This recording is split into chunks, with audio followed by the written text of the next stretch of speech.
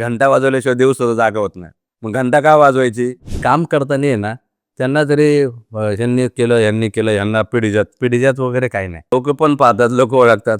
ते पायाभरणी झाल्याशिवाय होतच नाही. उमेदवारी नाही मिळाली नको मिळू द्या, काय त्याच्यात, पण काम तर लोकांच्यासाठी केले ना.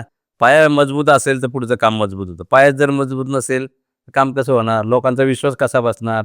मी जाहिरात, प्रचार माध्यम, मोबाईल, नंतर माझा फोटो, वाढदिवस हे कधीच केलं नाही. कामाचा वारसा हे आहे ना, ते काम केलं म्हणूनच होतं. ग्रामपंचायत किंवा नगरसेवकाकडून लोकांच्या काय अपेक्षा असतात, त्यामध्ये संस्काराच्या पुढं आपण जाणं, विरोधी काहीतरी करणं, हे मला कधीच पटलं नाही. झोपडपट्टीमध्ये राहणारे जे लोक, ते वसाहत होत्या, ज्या वसाहतीत त्या मुलांना शिक्षणाची सोय नव्हती. मग मी स्वतःची जागा शाळेला दिली. सोलापूर रस्ता रुंदीकरण ते केलं, नंतर ड्रेनेज केलं, पाण्याची लाईन केली.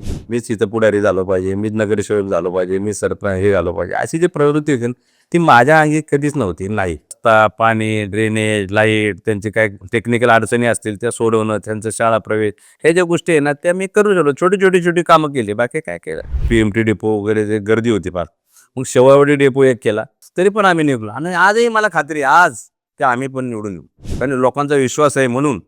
रोकठोक महाराष्ट्राला सबस्क्राईब करा आणि बेल आयकॉनवर क्लिक करायला विसरू नका.